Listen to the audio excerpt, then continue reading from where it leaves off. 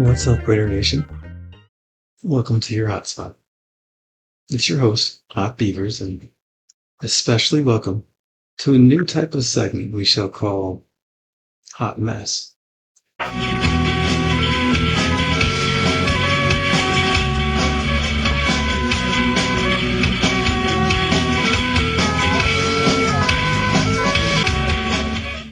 Where we tackle the hottest, messiest, ill-conceived opinions about our readers.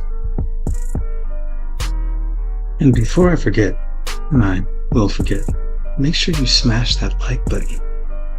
And it does a lot to help the channel, and should take you almost no time. Also, if you haven't already subscribed and you want more great Raider content, make sure you subscribe. Today, I felt the need to read a few. I won't have it. Wait, what? Who's this? Can you guys hear this? I am the National Media God, and I inspire the words of such luminaries as Stephen Anthony Smith and Nicholas James Wright. Thou shalt not question mine takes, or you will bring a plague upon the YouTube channel that you live in, or whatever. Read the Doubters? And what does read the Doubters even mean? Wait, hold on. Did you say thou? Okay. So many questions. But let's just roll with it because we have a show to do here. For the sake of folks who don't know the term reading, let's circle back for a second. Let's take a look at the slang term dictionary and get some help.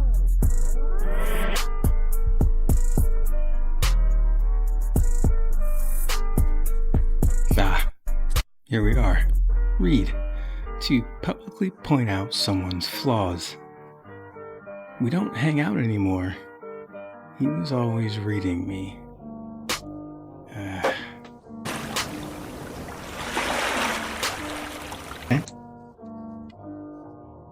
Wish they used a better example sentence than that. The important part is that you're saying a thing that is so obvious that it can be easily read as if you're reading from pages of a book. Reading. Cue the clip. Do you know what we're here for?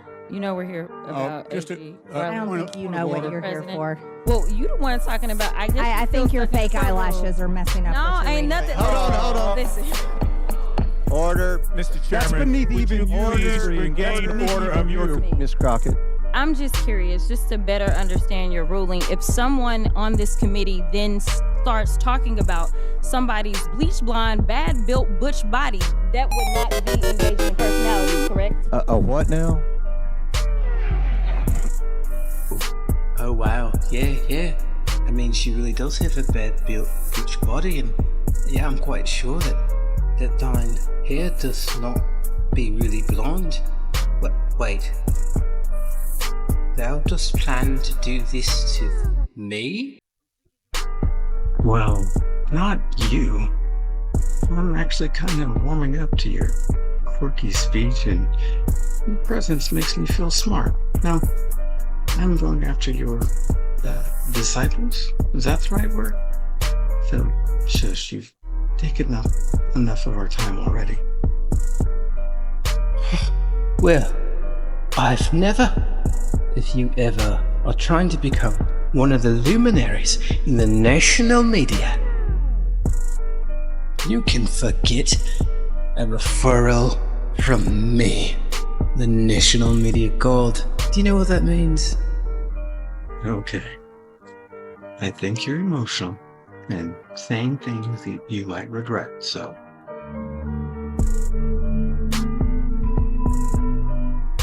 Okay, you're probably right. I really do like you. Everybody was hot.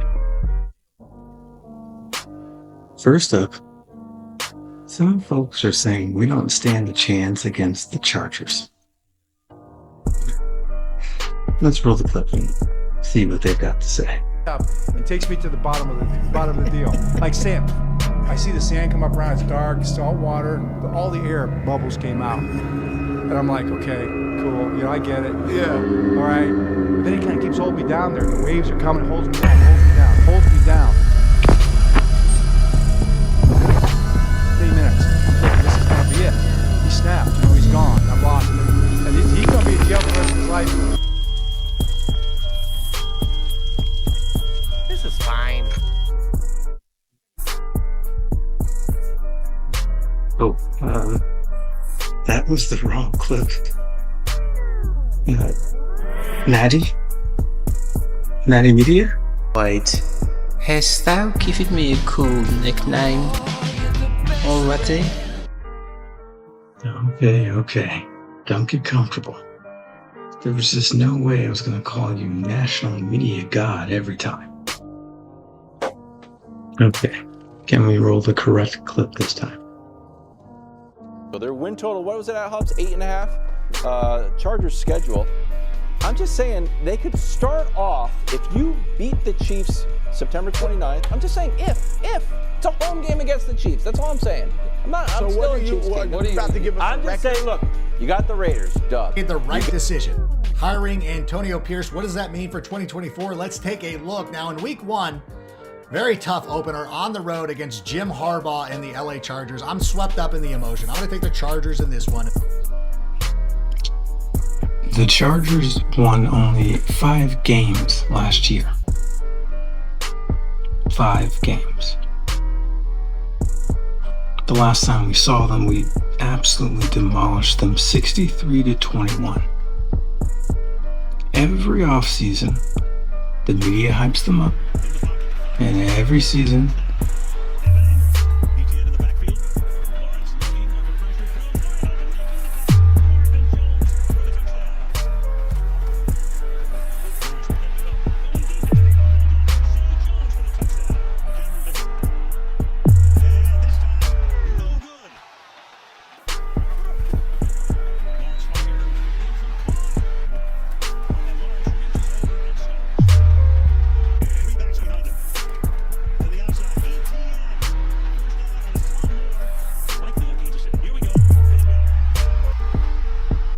Later, 7th play of the drive, they're settling for a field goal. they fall short.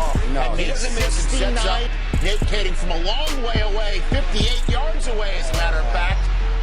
Well short. I mean, he's not going to miss 3. He missed a 3rd one. Danny DeVito short up the scenario of expectations. 3rd and 4, now what? Chargers take a timeout. Los Angeles takes its first timeout. This will be a 30-second timeout.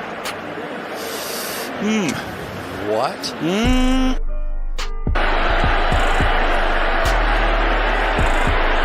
Snap good, hold good, and Raiders in, Chargers out.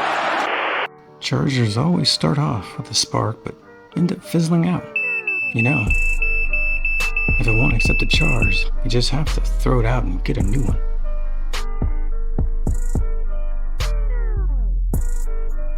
Next up, we have a take on the Ravens game. Let's check out what I'm sure will be a well-reasoned, well-thought-out, thoroughly explained, and fair-minded take. Of course the Raiders would get a tough start to their season. They start off 0-2. Where's the rest of it? Okay. It's not even a horrible take. Let me give you just a little background on the game so that what I'm saying makes some sense. I mean, sure, the Ravens are tough, but we've beaten them 3 of the last 5 times that we played them, including our last matchup, where they couldn't block Max Crosby. You've shown resilience on the road and have made significant defensive improvements. This isn't an easy win by any stretch, but that's what I'm predicting. When will the Ravens beat us again? Nevermore. They go on the road in week 5 going up against the Denver Broncos. I'm going to say that's a loss. The Las Vegas Raiders have won every game they've played against the Denver Broncos. The Broncos are in a rebuild mode, and they just had to pay Russell Wilson a whopping $165 million just to go away. Overrated and overpaid is a dangerous combination. Mr. Unlimited. And let's not forget Sean Payton's bong video that surfaced in April.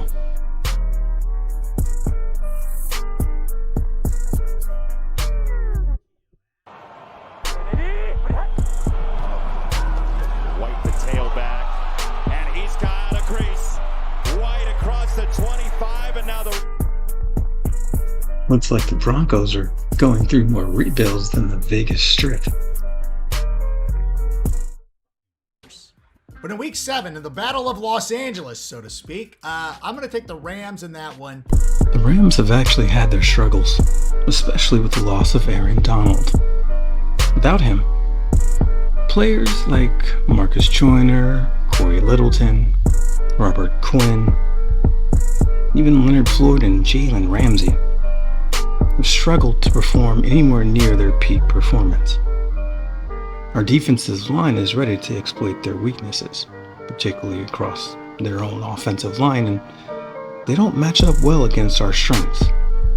Their secondary and linebacker issues will most likely be their downfall.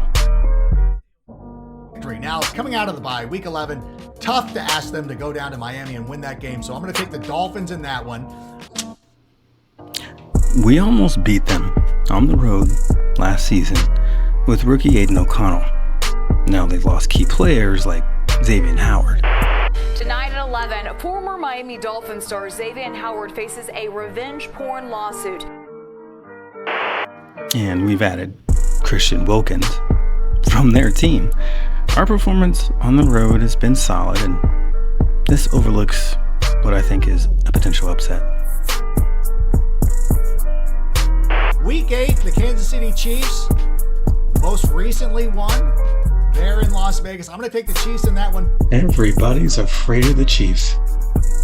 No, like literally everyone is afraid of the Chiefs.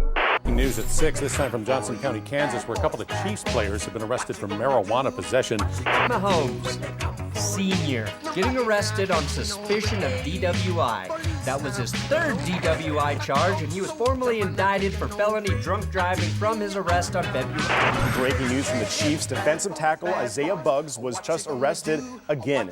Breaking news, according to the ABC affiliate in Dallas, there is now an arrest warrant out for Chiefs wide receiver Rashee Rice. Where are we in terms of the meth epidemic in Missouri? What do you think? What do you say? What do you see? And what do you report? Well, Missouri is still number 1. Now you hold on there.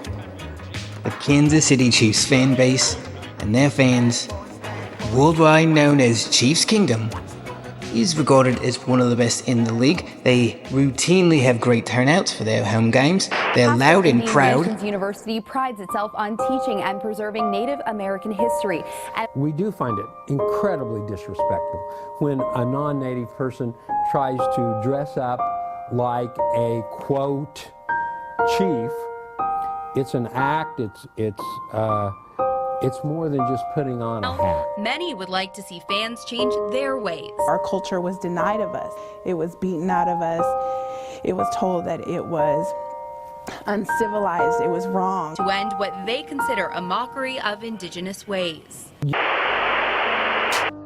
Okay. Well, that might come across as a tad bit heartless and exceedingly tasteless, but it's hardly criminal, now is it, mate? Kansas City Crime Stoppers can now cross Chiefsaholic off the most wanted list. The Chiefs super fan, fugitive, and suspected bank robber Xavier Babudar had his first appearance in a federal courtroom this afternoon in Northern California. Since his arrest Friday, the man known to fans as Chiefsaholic is now charged with bank robbery and money laundering. Listen, we were the last team to beat them, and it was the last time we saw it. on Christmas Day. Merry Christmas, Travis. In our other game against them last season, it took a second half comeback for the Chiefs to pull ahead. This team can compete closely with the best, and dismissing our chances ignores the proven potential we've shown against top-tier opponents. I guess Santa Claus delivered more than presents that day, huh?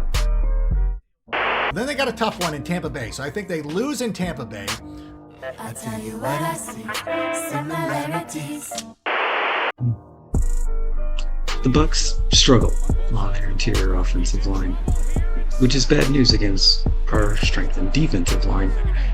Our offense has more weapons and greater maturity, and we have a chip on our shoulder against Baker Mayfield. The matchups favor us more than pundits realize. I think the Bucs might be setting sail for some stormy waters with real pirates this season. Lose to the Saints in Week 17. And here we are, the Derek Carr revenge game. Okay.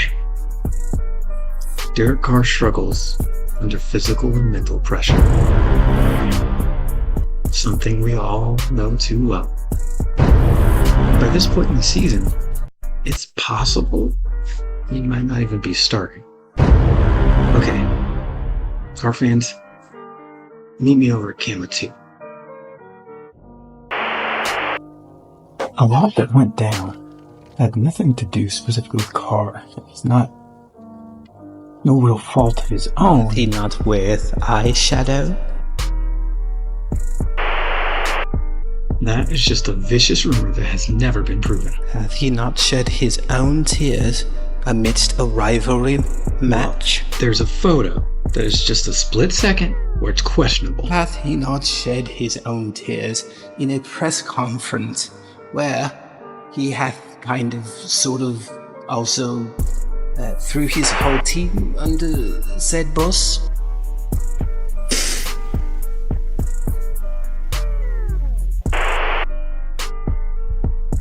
Carr is a bit different than the standard quarterback mental makeup. And Saints fans are not known for their patience. Or tact. Just brace yourselves for what could be an unpleasant season for him again. And for that to be the result of all that effort pisses me off. I hope he gets to finish things out against us, and then after the game, his old teammates should play darts with Josh McDaniels' face posted on a dartboard. Fair enough. I understand not wanting to have that face represent you. Our defense will be ready to exploit his weaknesses if he is the starter.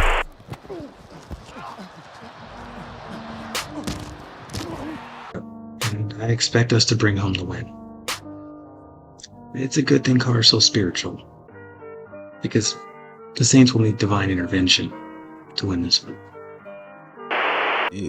These are mine favorites because they are so small. Conditioned by the quarterback, right? And one of the worst quarterback situations in the NFL. No offense to those guys, it just is. It's Aiden O'Connell. Aiden O'Connell and Gardner Minshew are actually very similar players. Consistent, volatile, mercurial, you might say. You know, they've got players here or there, and they've added them. Christian Wilkins coming in, but it's not a roster that you look at and say, you know, they are going to be good because of the talent they've got. So I'll continue the anti-Raiders agenda, I guess. I'll go under the 6.5 here. You were the chosen one! It was said that you would destroy this Sith, not join them! Bring balance to the Force, not leave it in darkness! Right, Minshew with his jorts and the beard and everything else he's got going on, and Aiden O'Connell with the mustache. It's an unusual duo to strap yourself to.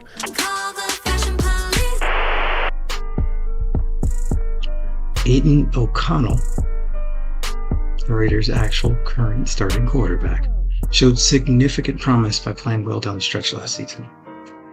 His performance indicates potential for growth, making him as likely to become a good starting quarterback as other prospects like Bo Nix, or aging veterans who never really broke through. Mercurial? AOC? Gardner Minshew was a Pro Bowler last season. I know it's not what it used to be, but now the 6th quarterback taken in the draft is automatically better than Pro Bowl quarterbacks? Watch me.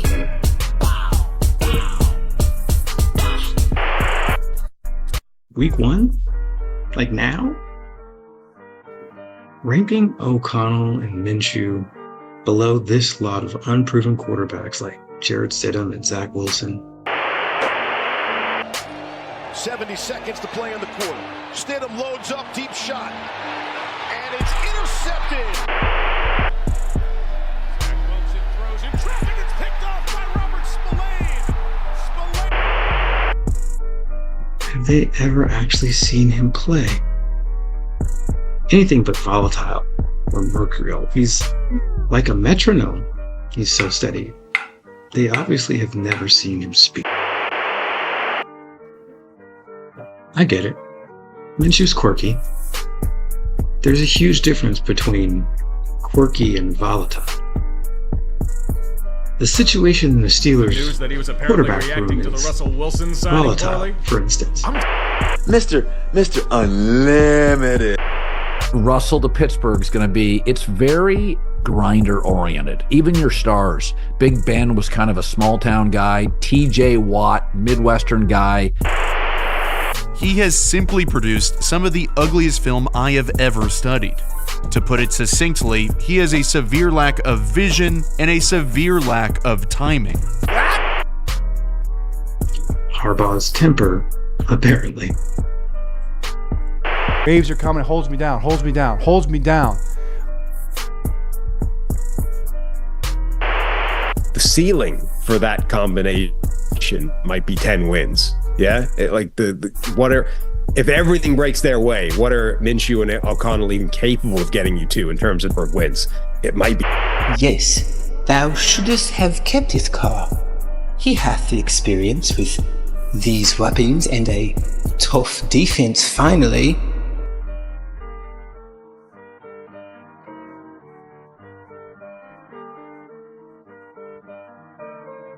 I'm just going to let myself out. They said Antonio Pierce is the right thing for the roster. I said the butt coming, Robert. Here comes the butt! But Antonio Pierce has demonstrated strong leadership and strategic acumen, leading to a positive impact on the Raiders' performance. Under his leadership, the Raiders had the #1 scoring and turnover defense. His ability to motivate and guide the team goes beyond the typical performance bump seen in interim head coaches. This indicates a sustained improvement. Because I'll say it again, I mean, on paper, the Raiders' defense doesn't look very good, right? It's Max Crosby, they bring in Christian Wilkins, Malcolm Kuntz had a breakout season. The secondary, there's no big names there. It's a good thing they actually play the games and record them so that we can see how effective the defense is. Like, on tape. Wait, isn't that literally what's supposed to set you guys apart? That you watch the tape? The Raiders' defense has shown significant improvement. We've had standout performances from Max Crosby, the newly acquired Christian Wilkins, Malcolm Kuntz has broke through, many players in the secondary. While the defense may lack big names, the collective strength and strategic deployment of these players have led to impressive results. While the Raiders face challenges, dismissing their potential overlooks the strategic improvements in leadership under Pierce. The team made significant strides in addressing the roster and quarterback issues, and they're positioned for a more competitive season. Eli Manning regards Antonio Pierce as one of the smartest people he ever played with. Often, he would stop the offense in practice by audibling in response to whatever Eli did. He pulled that skill out once again when he did the same thing to Tom Brady in a Super Bowl to defeat the undefeated Patriots in probably the greatest upset in NFL history. I think our first year head coach came to Vegas with a few aces up his sleeve. So, there you have it, Nation. While I would make Raider content, I got tired of yelling at my screen in response to bad information and lazy takes. If fans like us don't stand up for our team, then the media will bury us right where we lie. Together, we can debunk the doubters and show why the Raiders have what it takes to make a significant run this season and seasons to come, to take back our rightful place as the greatest team in sports.